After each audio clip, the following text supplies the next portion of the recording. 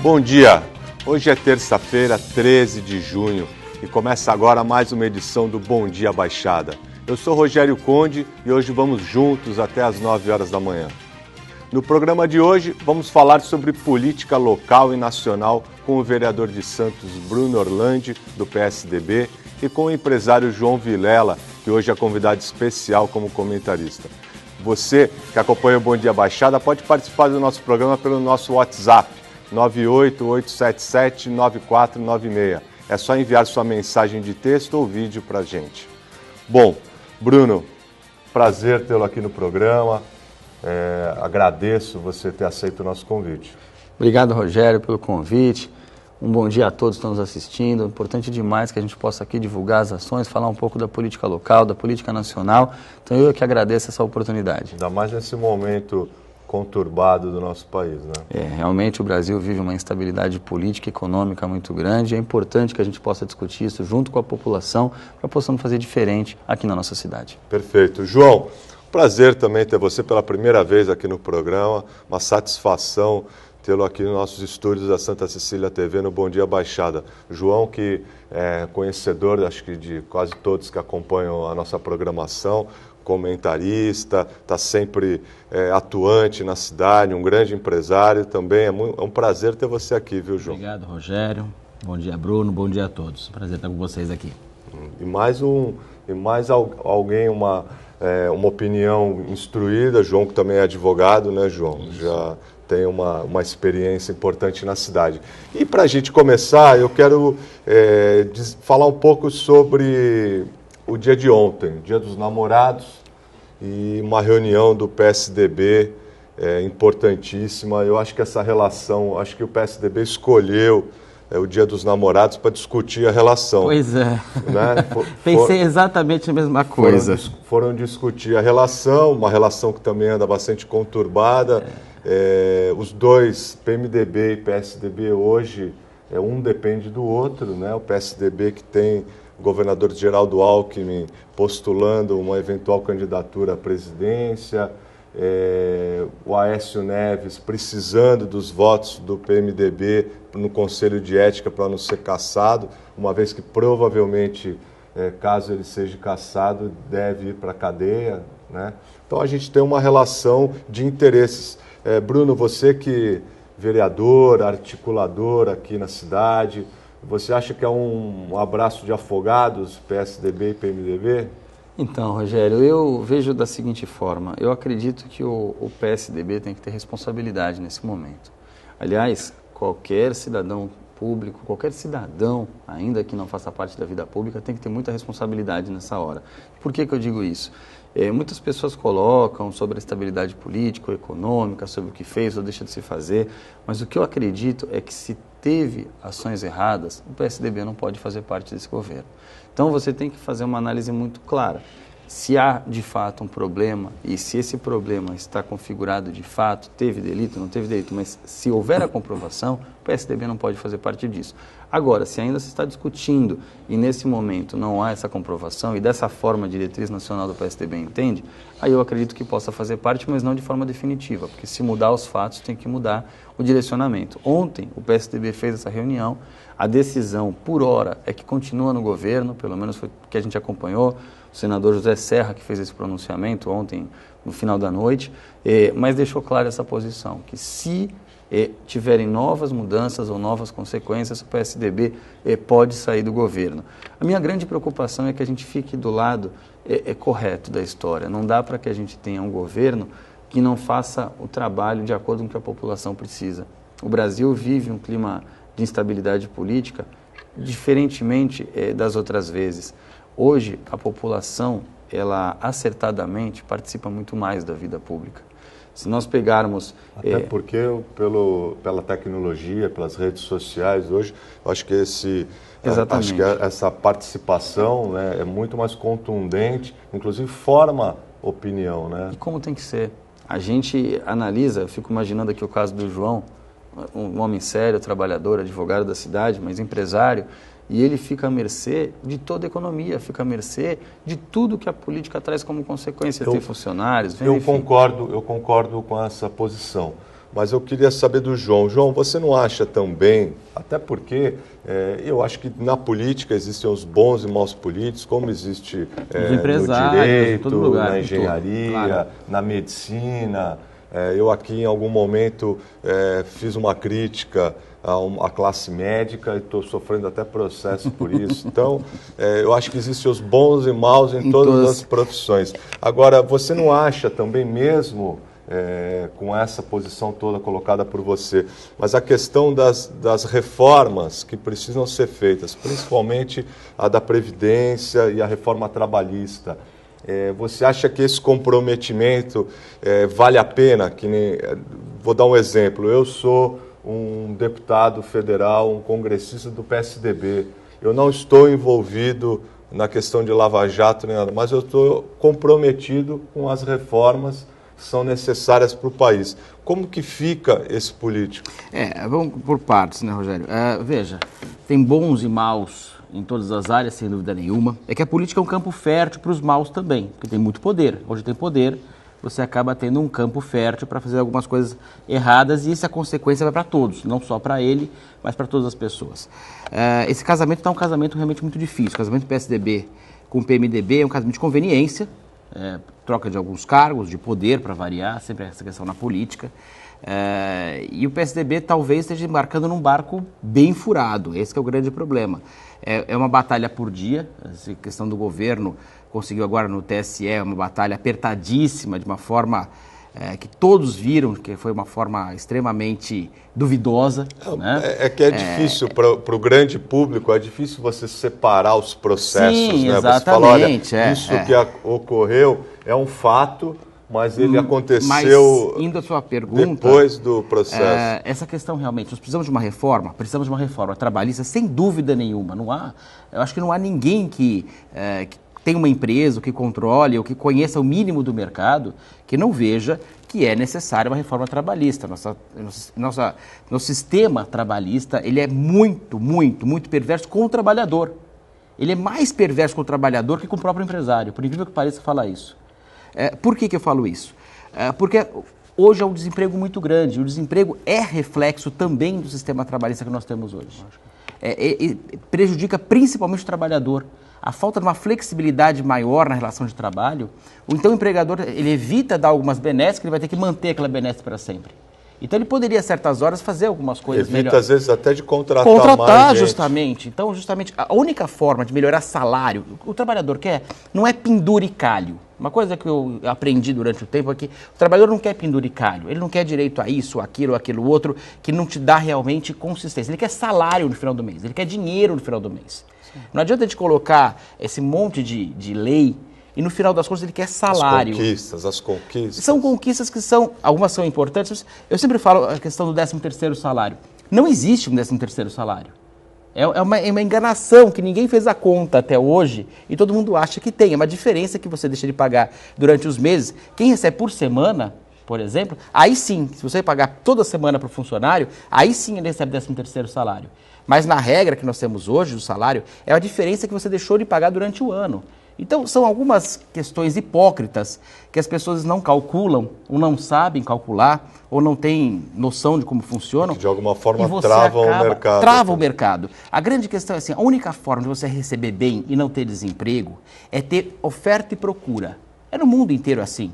Não existe lugar no mundo que não tenha essa relação. E essa relação é assim e vai continuar sendo assim. Então, quanto menos empregados estiverem procurando emprego, maior é o salário. É uma relação clara. Não tenha dúvida, mais aquecido está o mercado. Mais aquecido está o mercado. E você deixa, como você falou, deixa de contratar certas épocas. Não vou me colocar aqui, que senão vou ter mais problema ali. O custo de empregar é muito grande.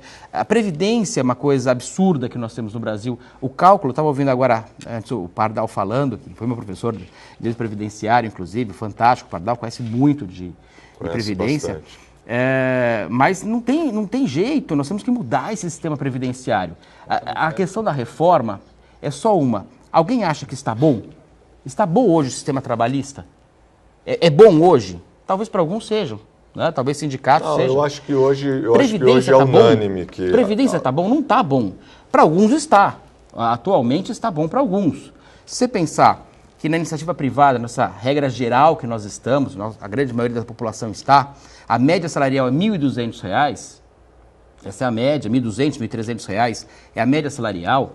Se você pensar que no Poder Executivo, aí quem é funcionário público do Poder Executivo que está aposentado, a média é R$ 9.000, a diferença já pula bastante. A média do Poder Judiciário é R$ 25.000 a aposentadoria. E a média do Ministério Público é R$ 30.000 de aposentadoria. Então alguma coisa está muito errada, João, né? Só um minuto. Bruno, até vocês não acham, até já que a gente está enveredou por esse assunto, a questão da reforma, por exemplo, da reforma não só trabalhista, mas principalmente a previdenciária.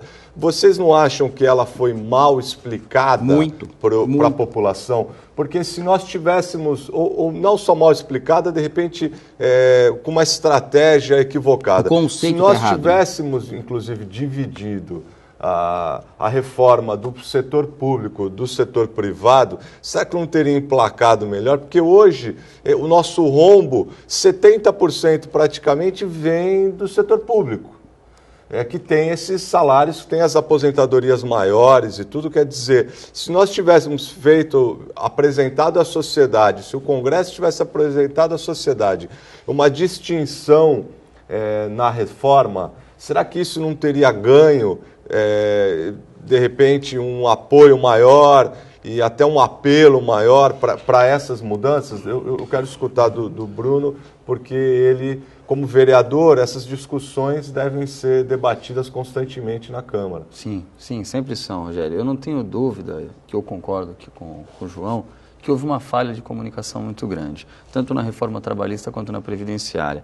É lógico que são medidas impopulares, eu não tenho dúvida que grandes medidas de austeridade são impopulares, porque você aperta o bolso da população, você limita algumas coisas, mas você garante a longevidade, seja da reforma previdenciária, no que tange a arrecadação e aí o pagamento, seja na própria contratação e manutenção do emprego na questão trabalhista. A gente está tendo inúmeras dificuldades de investimentos estrangeiros no país justamente por conta disso, sem contar a questão da segurança jurídica. O João bem falou aqui sobre o judiciário. Hoje o judiciário tem uma morosidade incrível. Você não consegue discutir, às vezes, um problema, um processo em 2, 3 anos. Tem processos que se arrastam há 20 anos. E o investidor, quando vem para o Brasil, ele fala, não vou segurar meu recurso aqui. Essa insegurança... Eu vou fazer um comentário para vocês. Ontem, eu tive uma reunião final de tarde com um grande empresário aqui da cidade, da região, que tem uma rede de varejo muito grande. E ele estava me contando o seguinte, ele tinha um grupo americano que queria comprar 30% do negócio dele.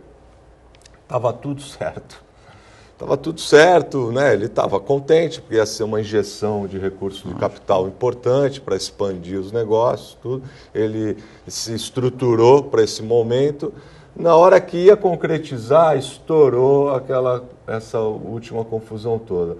O americano ligou para ele e falou, olha, o que na acontece? Dúvida, não conseguem entender, eles não conseguem entender o que acontece no país. Então, essa insegurança jurídica, e todo dia é um fato novo.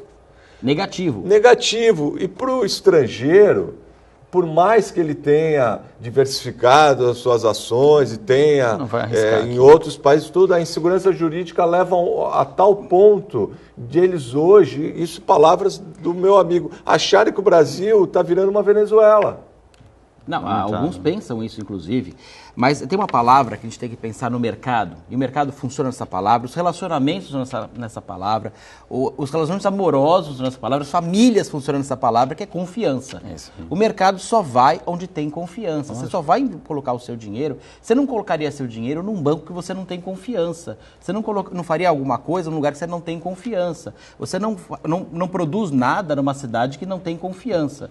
Se você não tiver a palavra confiança no meio, a coisa não anda. Então o mercado é basicamente confiança. A Bolsa de Valores sobe com confiança, tudo acontece na base da confiança. O Bruno colocou de uma forma perfeita, o governo não soube explicar a questão das reformas. Ele colocou só o lado negativo da coisa. Em vez de ele falar, nós vamos acabar com os privilégios, que era esse para ser o mote, o fim foco, dos privilégios. O foco foi foco tinha que ser esse, o fim dos privilégios para que todo mundo mundo possa ganhar mais. Esse tem que ser o mote da campanha e tinha que ser a base da reforma. Porque do jeito, também que, não foi a base. Do jeito que foi colocado, ficou fácil para os sindicatos foram apresentar extremamente, diferente. eu vou falar uma coisa que muita gente vai discordar de mim, extremamente tímidas. Porque a base tem que ser acabar com privilégios. Esse que é o primeiro ponto e tem que ser a base da reforma. Para que todos que contribuam possam ganhar mais. Na verdade, nós temos um problema na Constituição, que é a questão da solidariedade. E a partir dessa palavra, que é muito subjetiva, solidariedade é uma coisa que pode ser para mim uma, para você outra e para o Bruno outra. São coisas bem diferentes. E está na Constituição, que o sistema previdenciário ele é solidário. Então você acaba pagando para outro o que o outro não pagou. Exatamente. E nós temos que separar isso. Talvez o melhor ponto, separar. Olha, o que eu contribuo de uma determinada forma, eu quero receber pelo que eu contribuí. E não pagar para outro que contribui muito menos o que eu deveria ter direito. Eu não quero ser solidário na Previdência. É um direito que eu tenho. Eu não quero ser solidário. Eu quero pagar e vou receber por isso quando eu não tiver mais condições de trabalhar. E isso é peculiar de cada um. Um advogado com 70 anos pode estar na sua plena forma, na sua melhor forma do direito. Mas um pedreiro com 70 anos carregar um saco de cimento vai ser muito mais difícil para ele. Porque é uma questão física. Então, cada caso vai ter que ser um caso. E nós não podemos analisar dessa forma, nesse prisma que nós colocamos algumas aposentadorias especiais, em alguns casos que nem precisariam ser especiais. Então tem que acabar com privilégio. Privilégio que nunca contribuiu, separa para o assistencialismo. E o debate, eu acho que é importante o debate. E eu acho que faltou um pouco isso do debate, né? Eu acho que faltam outras coisas. Eu queria até avançar num tema que eu acho de suma importância, a gente pode colocar aqui, afinal de contas, o programa extremamente bem visto pela população, que são duas reformas que não foram citadas até agora, que é a reforma política e tributária. Não há dúvida. Hoje, 65% de tudo que se arrecada nesse país fica na União, fica no governo federal. Só que o munícipe vive aqui na cidade. A arrecadação municipal é extremamente pífia, perto do que o governo federal recebe. Só que, em compensação, a nossa Constituição e as leis federais têm trazido cada vez mais a responsabilidade para as cidades. Então, hoje, se vocês pegarem a educação, o ensino infantil e o ensino fundamental é de responsabilidade do município. Saúde básica. Saúde básica é do município. O Sistema Único de Saúde traz um percentual incrível de responsabilidade do município. Só que o que o município arrecada não fica Não fecha a conta. Se você pensar em segurança, a responsabilidade é do Estado, mas a nossa Guarda Municipal tem 500 homens. São milhões que já foram investidos em segurança e como tecnologia, câmeras de monitoramento, são importantíssimas para a cidade. Mas é um recurso do município. Então hoje está na hora da gente rever essa questão. E o sistema político nem se fala. Crucial. E abrimos o segundo bloco falando de esporte. O técnico Levir Coupe foi apresentado oficialmente como treinador da equipe do Santos. Levir Coupe estava sem clube desde o ano passado. O contrato do treinador com o Santos vai até o fim de 2017. A estreia acontece contra o Palmeiras nesta quarta-feira na Vila Belmiro e o técnico só vai ter um treino antes da partida. Levir confessou que ainda não conhece todo o elenco. Eu preciso de um apoio inicial para ter uma leitura, para tomar algumas decisões. Claro, a hora que a bola rola a gente tem uma noção, e já conheço alguns jogadores também, a maioria deles, mas eu penso que não vamos mexer muito na base, é claro, não vamos mexer muito na base, dar continuidade ao máximo, e a partir de amanhã não, amanhã já defini, né, porque depois de amanhã é jogo. O técnico Levir Coupe já treinou 20 times do Brasil, Arábia Saudita e Japão. O catarinense de 64 anos tem no currículo 2 Recopas Sul-Americanas e uma Copa do Brasil, além de ter sido vice-campeão do Campeonato Brasileiro em 2004 e 2015. No Santos, o treinador vai disputar 3 competições: Libertadores, Copa do Brasil e Campeonato Brasileiro. São 3 campeonatos dificílimos e o Santos tem que se ajustar um pouquinho melhor para estar em condições de vencê-los. Então, acho que nós temos capacidade para isso. Vai depender do nosso trabalho. E voltamos a falar sobre política local e nacional. Como no programa de hoje, vamos falar sobre política nacional Principalmente porque nós temos aqui o vereador Bruno Orlandi, do PSDB, que eu já comecei o programa naquela ocasião, já falando no primeiro bloco dessa relação PSDB-PMDB, que eu acho que é o que todo mundo estava querendo saber o que iria acontecer. E agora a gente precisa voltar e principalmente você tomou também falando das reformas. Vocês acham que, por exemplo, nós conseguimos agora, que foi decidido ontem, que o PSDB permanece na base, PSDB e PMDB fazem uma maioria, não em quantidade, mas em questão de formação e de influência nos demais. Vocês acham que agora nós conseguimos realmente emplacar as reformas? Ou mais uma vez essa crise e essa insegurança vai ficar todo mundo em Brasília esperando o próximo passo?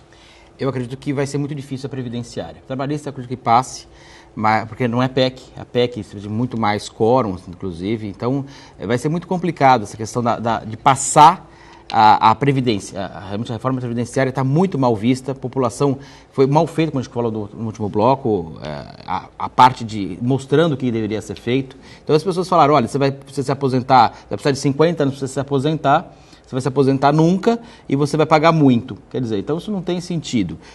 A trabalhista é muito necessária, mas eu vejo que é extremamente tímida a trabalhista também. Não foi feito na base realmente, uma alteração da CLT. Aliás, é uma emenda atrás da outra. Essa CLT já era uma emenda quando foi lançada, que era a consolidação das leis do trabalho. Pegaram as leis esparsas que tinham naquela época, em 1941, 42, quando foi determinada a CLT, e já era uma concha de retalhos. E isso foi cada vez aumentando mais. Então, hoje, a instabilidade jurídica, até o Bruno colocou, que o empresário não vem para o Brasil, ninguém investe no Brasil. O próprio empresário brasileiro prefere deixar seu dinheiro lá tranquilo, guardadinho, porque os juros são altos, do que investir na produção. Porque ele vai contratar pessoas, ele vai ter risco. Então, é preciso, é necessário. Politicamente, o Temer conhece muito do Congresso, isso eu não tenho dúvida. Talvez a maior qualidade dele seja conhecer como que funciona o Congresso, para o bem ou para o mal. Até para o mal ele deve conhecer melhor ainda, mas é a forma que ele vai ter. Se ele colocar para votação, eu acredito que ele vai ter certeza do que ele está colocando. Se perder uma votação dessa, aí é o fim do governo dele. Então ele não vai colocar em votação se não tiver muita certeza disso. Conhecer cada deputado como vai votar. Mas eu acho que depois da vitória no TSE, eu acho que de alguma forma ele conseguiu se firmar um pouco mais, né? Na base. Eu vejo com muita preocupação a situação política que a gente vive e o Brasil precisa amadurecer. Por que eu falo isso? A gente coloca hoje que determinado partido faz parte do governo, não faz parte do governo. Eu acho que a gente tem que estar acima disso. O Brasil está acima de governo, não governo. A gente tem que parar com oposição por oposição. A gente tem que entender, se a reforma é importante para o Brasil, se você faz parte do governo ou não, você vota a favor de uma reforma que seja boa para o país. Agora, se você não é do governo, não há obrigatoriedade de você votar contrário. O que a gente precisa entender é que tudo que for bom para o Brasil, de fato, tem que ser acompanhado pelo Congresso. E o Congresso vive essa problemática há anos. E é nesse momento que eu acho que a população faz a diferença. Se a comunicação fosse bem feita, como falamos há pouco, se a população estivesse encampando, de fato, algumas necessárias reformas que o Brasil precisa, você tem muito mais facilidade para trabalhar dentro de um Congresso. O presidente Fernando Henrique Cardoso, há anos, falava que toda vez que ele tinha uma grande legislação para passar no país, 5 horas da manhã ele estava dando entrevista em todas as rádios, para que ele pudesse, já desde o início, posicionar todos os pontos favoráveis àquela legislação, àquela reforma que sejam importantes para o país. Porque aí todo mundo conheceria, pelo menos através da boca do mandatário maior do governo, aqueles pontos específicos. E hoje eu acho que esse tipo de pontuação falta. Falta você esclarecer, falta você comunicar e falta, de fato, que as pessoas entendam todas as necessidades que o Brasil tem e coloquem isso acima de qualquer problema que possa existir no Congresso Nacional. A persistência da crise econômica este ano atropelou a arrecadação de impostos na Baixada Santista. O impacto mais dramático é visto no Imposto sobre Circulação de Mercadorias e Serviços, o ICMS, atingindo com força Cubatão e Santos no primeiro quadrimestre em relação ao mesmo período do ano passado. A perda com o tributo chegou a 32 milhões de reais, um valor equivalente ao que Guarujá obteve com o ICMS de janeiro a abril. De acordo com o site da Secretaria Estadual da Fazenda, a maior retração é registrada em Santos, onde a receita com o ICMS caiu quase 14 milhões de reais, de 82 milhões para 68 milhões de reais, o equivalente a 16,60%. De que forma esta queda afeta os moradores de Santos? A Câmara tem acompanhado a situação, Bruno? Tem sim, Rogério, tem acompanhado com muita preocupação. Realmente a arrecadação caiu de forma muito séria. Quando a gente fala no ICMS, que caiu 14 milhões no primeiro quadrimestre, eu posso dizer que a previsão orçamentária ela estava com 30 milhões a mais do que de fato foi arrecadado nos 2 primeiros meses do ano, só de ISS e ICMS. É um número muito sério para um município que tem a sua arrecadação pequena, perto da União, perto do Estado. Então, hoje, isso reflete diariamente na vida do cidadão. São contratos que são renegociados, são serviços que muitas vezes não podem ser executados, são obras que você, logicamente, tem o dinheiro garantido para completar, porque tem que ser empenhado esse valor, mas você precisa de outros avanços. Eu vou dar um exemplo. Você faz uma obra para a construção de um prédio público, mas você precisa de móveis, você precisa de servidores, você precisa de convênios, uma série de coisas que você precisa para aquele equipamento funcionar. Então, hoje, a queda do ICMS, e é importante destacar, não sei se toda a população conhece, tudo que se arrecada com o ICMS, que é o Imposto sobre Circulação de Mercadorias e Serviços, 75% fica com o Estado e 25% fica com o município. Ou seja, é uma queda de arrecadação em 2 entes da federação. A gente não está falando só do município, a gente fala do Estado e do município. Isso é um reflexo direto. Se a gente falar, por exemplo, de polícia, a Polícia Militar, a Polícia Civil são órgãos do Estado. Quando você deixa de arrecadar tantos milhões para o município, esse impacto é muito maior no Estado. E aí falta investimento nas áreas que o Estado tem responsabilidade, como parte da saúde e como a segurança pública. Você tocou num ponto, principalmente da cidade. A gente precisa, eu tenho visto, por exemplo, que várias obras, a prefeitura está com dificuldade de investimento. A gente percebe que os recursos para investimento acabam praticamente não sobrando. Você tem acompanhado a articulação do prefeito? Você acha que para a cidade é um caminho interessante, e aqui eu acho que o João pode também contribuir com isso, nós poderíamos ter mais projetos metropolitanos, em que, como todos os municípios da Baixada têm poucos recursos para investir em infraestrutura e tudo, porque o custeio da máquina e dos programas que são constantes e ininterruptos, eles absorvem muito desse recurso. Vocês não acham que nós poderíamos, existe alguma ação da Câmara nesse sentido de fazer com que uma parceria entre os municípios dos 9 municípios da região metropolitana façam investimentos em conjunto? Você que trabalhou na Secretaria de Segurança, por exemplo, eu bato na tecla aqui no programa que nós deveríamos ter uma central de monitoramento da Baixada toda, porque os crimes ocorrem aqui, ou em São Vicente, ou no Guarujá, e se você tiver esse circuito interligado de câmeras, seria uma facilidade muito grande para você poder, pelo menos, amenizar isso. Não, vamos lá, acho que é importante destacar esses pontos que você falou.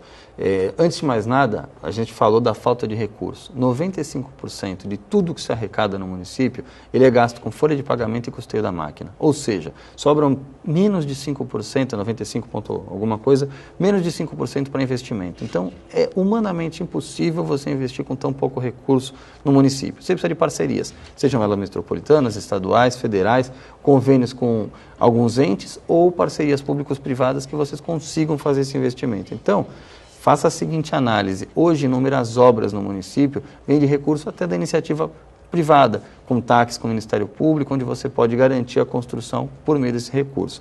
Quando a gente fala de obra metropolitana ou de um consórcio metropolitano para que ele possa ir à frente, eu sou absolutamente a favor. A agência metropolitana faz esse papel, o Condesb consegue buscar alguns recursos do Fundo Metropolitano e outros, um próprio consórcio funcionaria. Eu vou dar um exemplo. Formação para a Guarda Municipal. É importantíssimo que ela possa ser feita de maneira colegiada. Por quê? Porque a Guarda Municipal de Praia Grande, ela faz um trabalho muito próximo à Guarda Municipal de Santos, que é muito próximo à Guarda Municipal de São Vicente, entre outros. Então, essa formação própria, mas de todas as guardas, pode fazer a diferença lá na frente. Em relação... Inclusive tem até o mesmo perfil, né? Sim. Você tem a mesma filosofia de trabalho. Não, faz um trabalho diferenciado. Eu fui professor, quando eu dei aula na Unimonte, eu fui professor da formação da Guarda Municipal de Praia Grande. Tenho alunos lá, amigos hoje, que são guardas municipais e prestam excelente trabalho. A Guarda Municipal de Praia Grande que foi pioneira, inclusive, em armar o seu efetivo, em ter uma estrutura maior, né? Eu acho que ela é um exemplo, realmente. O prefeito Mourão, ele fez um trabalho à frente do seu tempo. Praia Grande, essa diferença aqui é em parte pelo trabalho que o Mourão pôde fazer à frente da cidade. Agora, no que tange ao monitoramento integrado, eu tenho algumas ressalvas que eu acho importante colocar. O primeiro, a imagem de uma cidade, ela não vai depender diretamente da ação da outra. Então, para que Santos vai ter a imagem de Praia Grande ou de São Vicente? O que a gente precisa é de interligação da informação. Por exemplo, dentro do monitoramento, hoje nós temos guardas municipais, agentes da CT, policiais militares. E policiais civis quando precisam para investigação. A Polícia Militar, quando ela atua naquele local, ela é integrada porque ela é um órgão estadual. Posso só te interromper? Você falou, não pode ter, mas... Por que você acha? Por que essa questão? Porque quando a gente fala em segurança, você acha que precisa ter essa distinção do que é uma cidade? Quando você fala em competência da prefeitura, sim. Por termos legais, você tem a sua competência territorial definida em lei. Quando você exerce uma competência maior, você pode vir a responder por isso, inclusive, mas e se você tiver... Porque... metropolitana. Não, né? E se você tivesse, por exemplo, uma central, como uma sala de situação, uma sala de emergência, está ocorrendo um sinistro qualquer ou alguma coisa em Santos... O carro foi furtado em Santos ele passa uma central que fosse... É aí que eu ia chegar com vocês. Isso funciona hoje da seguinte maneira. As nossas centrais de monitoramento são interligadas por meio dos profissionais de segurança pública. Vou dar um exemplo claro para ficar mais fácil. Nós tivemos um roubo de veículo em Santos. O nosso monitoramento acompanhou. Na entrada e saída, as principais entradas e saídas de Santos, você tem câmeras OCR, que fazem a leitura ótica dos caracteres das placas dos veículos. Na mesma hora, o nosso policial... Aí a outra central do outro município passa a acompanhar. Polícia Militar passou na hora no rádio, QAP, estamos aqui, essa ocorrência. Encaminharam para o Polícia Militar que estava em São Vicente. Ela fechou o veículo em São Vicente, prendeu os meliantes em flagrante e encaminhou para a delegacia. É uma ação integrada. Eu não preciso da imagem de uma outra cidade para ter um monitoramento integrado. Eu não preciso da imagem de São Vicente para ter uma ação integrada com a Polícia Militar. A Polícia Militar é a mesma. Agora, Guarda Municipal, ela não tem competência para agir, por exemplo, em outra cidade. A Guarda Municipal é municipal. Então, quando a gente fala em monitoramento, além das questões jurídicas, por exemplo, uma imagem em São Vicente que a Santos passou equivocadamente, ela vai responder por isso. Você tem hoje um direito à imagem e à privacidade seríssimo. O Google tomou uma ação milionária por conta de repassar imagens onde apareciam pessoas, placas de carro indevidamente, sem o direito, sem ter autorização para isso. Então, tem que ter muita responsabilidade, imagina um município tomando uma ação dessa. Então, o que a gente fala é integração do serviço sem a necessidade de integração das imagens. Isso sim. A gente está falando sobre a questão da verba que as prefeituras têm, realmente é muito pequena, mas as prefeituras têm que começar a aprender a economizar. Mas pequena porque precisa repassar para o governo do Estado, para a União. Mas veja, é ao contrário, eles recebem e repassam para a gente. Então, eles recebem, o ICMS, por exemplo, você compra um produto numa loja, aquela loja comprou um produto, ele paga esse imposto de circulação de mercadoria e serviços, que é o ICMS. É para o Estado que nós pagamos. Parte volta para o município, onde houve a venda. Não, mas eu estou falando, mas o que volta é muito pouco. Poderia ser muito. É que hoje, na realidade... uma placa, você emplaca seu carro aqui em Santos, você vai pagar para o governo do estado, parte e volta para a cidade. Então são verbas que são de competência estadual, mas que voltam para o lugar onde você cometeu a questão. Veja, o grande problema que tem hoje nas cidades é que as prefeituras não têm planejamento. Você falou uma coisa bem acertada, Bruno. Praia Grande conseguiu crescer da forma que cresceu, que é um fenômeno na nossa região. Não há outra cidade que tenha crescido tanto quanto Praia Grande. Tão pouco tempo. Por causa de planejamento. Pode notar que eles fazem planejamento a longo prazo. O prefeito Mourão, esse foi o grande quesito diferencial do Mourão, além de ter a parceria público-privada. Eu cansei de ver coisas na Praia Grande, por exemplo, a Guarda Municipal que está falando, ele falou, os construtores, cada um vai doar um carro. Por quê? Porque daí você vai ter mais segurança aqui na tua região, você vai poder vender seu apartamento, seu prédio.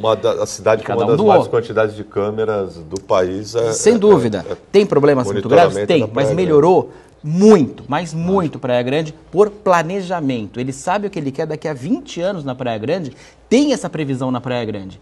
Infelizmente, em Santos, São Vicente, Guarujá, Mongaguá, Itanhaém, não tem. Cubatão foi muito falho até agora. Agora, com nova administração, vamos ver o que acontece. Guarujá, a mesma coisa. São Vicente é a mesma coisa. Essas novas administrações, nós podemos pensar diferente. Santos, o que eu vejo, até vou aproveitar o Bruno, que é vereador, que é a função principal do vereador, é fiscalizar. Isso aí. Essa é a principal função. Infelizmente, tanto no governo federal, estadual, municipal, há uma mistura das coisas, uma promiscuidade muito grande. De vários vereadores que acabam não fiscalizando como deveriam fiscalizar. Então, fiscalização é fundamental. Vou dar um exemplo prático. Ali na fonte, na Praça das Bandeiras em Santos, final da Ana Costa com a praia. Mais de $500 mil para reformar a fonte. É algo que a gente tem que pensar bem, como é que se vai gastar tanto. Você é construtor, Rogério, você sabe bem. A urbanização da Praça das Bandeiras? Das Bandeiras, mais de $500 mil. Então nós temos que pensar, por que destruíram um hospital ali da Afonso Pena? Demoliram um hospital, precisava de uma reforma, são coisas que planejamento a longo prazo. Não, isso eu concordo com você, a questão do planejamento, tudo como você citou isso, eu vou falar que muitas vezes uma obra, a gente imagina que ela é de uma forma e ela é de outra. Ali, por exemplo, na orla da praia, a gente tem muito problema de erosão e tudo. Então tem muita coisa, muito bem explicado, tem muita coisa que é enterrada e a gente sem dúvida. Não percebe. O município, de uma forma, não percebe. Mas por isso que justamente o vereador tem que estar em cima, fiscalizando aonde vai o recurso público. E essa é a função principal. Porque tem gordura pra caramba ainda? Tem. Isso eu não tenho dúvida. Se falar que está tudo perfeito na administração municipal, está mentindo. Não existe administração nenhuma, nem particular, né? Claro, nem privada, muito menos pública, que não precisa melhorar muito a administração. E aí vai entrar planejamento, é uma coisa muito importante, que não é feito, infelizmente, por uma série de fatores. Há um pensamento apenas em relação à próxima eleição. É sempre assim, infelizmente, a regra do jogo é essa. E os prefeitos pensam nisso realmente, os governadores pensam nisso, e o governo federal pensa dessa forma. Então nós temos que mudar o nosso paradigma, mudar a nossa forma de pensar, mudar como é que está sendo gasto. O Estado tem que ser menor. Você falou uma coisa que é perfeita. A Constituição começou a delegar em 88 tudo para o município fazer. Sem dar o recurso para isso. E ele não tem verba para isso. Não, por outro lado, é muito caro. Deixa eu só te falar. Eu acho que agora, com tudo isso que está acontecendo, eu espero sinceramente que o país cresça, porque as discussões estão acontecendo agora com mais afinco e o advento das mídias sociais e tudo faz com que, de alguma forma, as pessoas saiam um pouco da zona de conforto e comecem a discutir mais isso. Chegamos ao último bloco do nosso programa. Nesta terça-feira recebemos na bancada o empresário João Vilela, que hoje é convidado especial como comentarista, e o vereador de Santos, Bruno Orlandi, do PSDB. Neste bloco vamos falar de política local.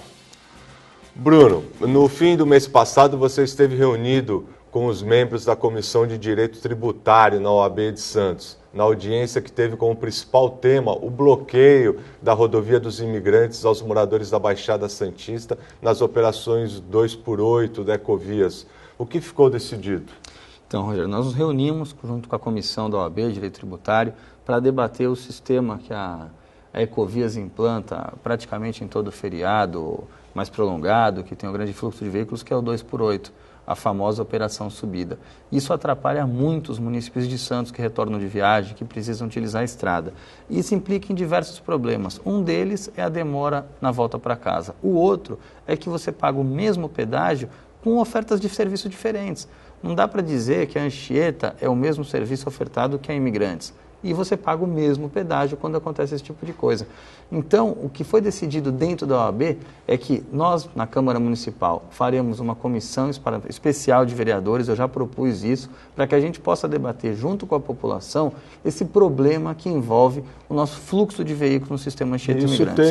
Isso tem, acho que, embasamento jurídico. Tem, direito do consumidor. Legal, porque você está pagando por um serviço, quando você passa pelo pedágio, você está pagando porque você quer utilizar a imigrantes, né? E o motivo do aumento do valor do pedágio, quando foi justificado, é justamente a criação da nova pista do imigrante. Porque você pode eles podem até alegar, a concessionária, alguma coisa, alegar, bom, então quando tiver aberto para descer pela Anchieta, você vai passar direto pelo pedágio. E há a possibilidade de outras saídas, eu não sei se vocês acompanharam, uma recente notícia no jornal impresso, colocou que existe a possibilidade de uma outra saída para Cubatão. Havendo essa saída, há a possibilidade de você utilizar a pista Anchieta, a pista da Imigrante Sul, para que você possa descer, porque o fluxo de caminhões acaba saindo para Cubatão por ali.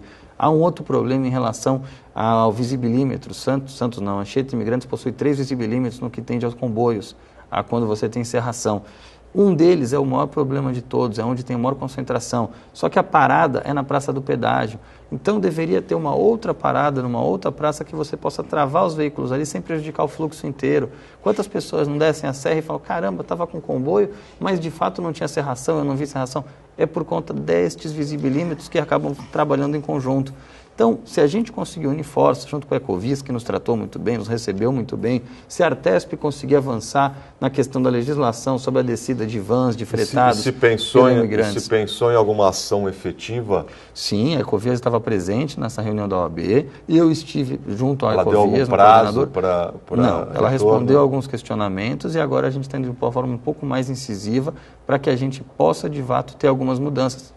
Outras simples, eu vou dar um exemplo. Iluminação da entrada da cidade. A competência da Ecovias naquele período específico tem que melhorar. Está escuro. É uma troca de lâmpada. Você coloca uma lâmpada LED e melhora. Então, essas coisas mais pontuais, pela Comissão Especial de Vereadores, que eu vou presidir, eu já propus, a gente possa fazer a diferença e cobrar essas mudanças. Ela já foi instaurada? Foi apresentada, passa pelas comissões internas da Câmara para que ela possa ser efetivada e votada em plenário. Tem umas coisas muito estranhas nessa questão da descida da serra, na questão do fluxo também é muito estranho, mas a questão da neblina é muito estranha, porque o grande acidente que teve naquela época, aliás, eu tinha acabado de passar, quando teve aquele grande acidente, foi na subida. Eu passei também. E na subida nunca tem operação comboio, porque eles alegam que não tem onde represar os carros para começar a fazer a subida. Sim. Quer dizer, daí não tem problema de acidente, então nesse caso, onde teve o acidente. E na descida, justamente, onde você tem os túneis, que dentro do túnel, raramente ou nunca tem a neblina, por uma questão lógica de física, então não tem condições. E normalmente acontece isso. O que eu já tive uma teoria da conspiração, e parece bem interessante essa teoria, é que diz o seguinte, quando o fluxo, e bate exatamente com isso, quando o fluxo de caminhões está muito cheio aqui embaixo, devido às safras de porto, eles seguram os carros lá para poder não ter congestionamento embaixo. Não sei se é verdadeira totalmente, mas parece bem interessante, porque eu já vi muitos dias, até dias ensolarados, inclusive eu já peguei comboio, um dia por semana eu vou para São Paulo, então eu já peguei dias ensolarados com comboio. E você falava, da onde está essa neblina, que eu estou vendo o céu azul, estou vendo o sol, da onde que acontece isso? E daí você pega informação como é que está aqui embaixo. Isso eles não informam. Pois né? é. A justificativa que eles colocam, é importante destacar, é que você tem 3 visibilímetros e a questão é automática. Quando a visibilidade cai um percentual, é conversado com a Polícia Militar Rodoviária. Mesmo que passou naquela hora uma nuvenzinha ali, acabou e então, foi. Por isso que são 3. Só que o maior problema de todos é o terceiro. É um ponto específico da serra que parte do fluxo vem. Se a gente conseguisse fazer uma parada só na descida ali, que ele vem? Então, pois é. O problema é o ponto de parada.